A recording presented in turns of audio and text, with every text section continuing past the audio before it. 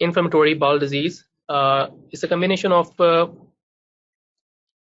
ulcerative colitis and Crohn's disease.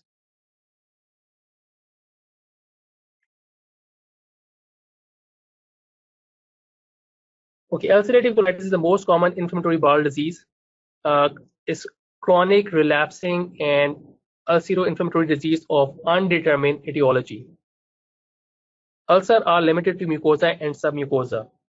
In case of Crohn's disease, the inflammation is transmural, discontinuous, non-caseating granuloma.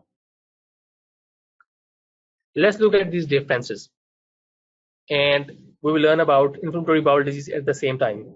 So we are trying to learn the differentiation between ulcerative colitis and Crohn's disease. Extent, what is the extent of disease? In case of ulcerative colitis, mucosa and submucosa are involved. But in case of Crohn's disease, the inflammation is transmural, results in fistula formation because inflammation is more extensive. So that's why all layers of bowel wall is involved, which can result in fistula formation. If we look at the colon grossly, you will see superficial and deep ulcer with hemorrhage and loss of hostrations, which look like lead pipe appearance. Loss of hostration, superficial and deep ulcers.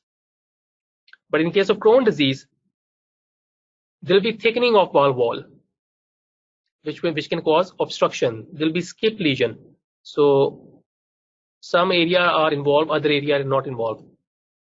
Stricture can form, fistula can be formed because all three layers of bowel wall are involved. The ulcer will be linear. They can have cobblestone mucosa, which I will show you in a minute. Creeping fat around serosa. Microscopic feature, you will see in case of ulcerative colitis, you will see ulcers with abscesses. In case of Crohn's disease, you will see non-caseating granuloma and lymphoid aggregates. What are the clinical features? In case of ulcerative colitis, bloody diarrhea with abdominal pain and weight loss. In case of Crohn's disease, their abdominal pain is more in the right lower quadrant. In ulcerative colitis is more on the left side because that part is more commonly involved, like right rectum and sigmoid colon are most commonly involved in ulcerative colitis. But in case of Crohn's disease, ileocolic region is most commonly involved. Ileocolon. So pain is in the right lower quadrant. They can have aphthous ulcer and bleeding with colon and anal involvement. Specific association, ulcerative colitis, they can have kidney stone, gallstone. They are positive for anti-Saccharomyces cerevisiae antibody. In case of Crohn's disease, P-ANCA positive, it is associated with primary sclerosing cholangitis. So this is the cobblestone mucosa. And this is superficial and deep ulceration with hemorrhage in case of ulcerative colitis. And this is Crohn's disease.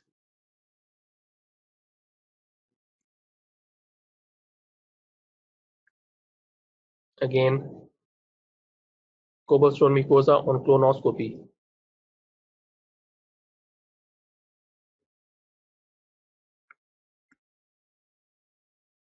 So this is normal intestine, and in case of Crohn's disease, you can see cobblestone mucosa here,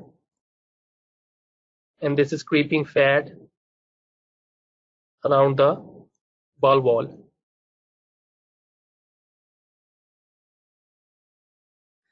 Now, what are the combined association? What are the diseases associated with both ulcerative colitis and Crohn's disease? They can have a rash, pyoderma gangrenosum. They can have erythema nodosum. Inflammation of the eyes can happen, episcleritis and uveitis. And you know, this is very, very important. Sometimes they'll give you these association and then you have to make a diagnosis. Ulceration, aphthous stomatitis. They can have arthritis, peripheral spondylitis. Treatment mainly immunosuppression.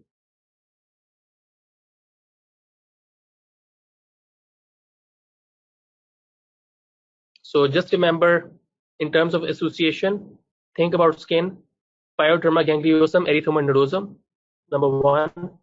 Number, think about eyes, episcleritis, uveitis, then arthritis, spondylitis. peripheral spondylitis, and then they can have aphthous ulcers.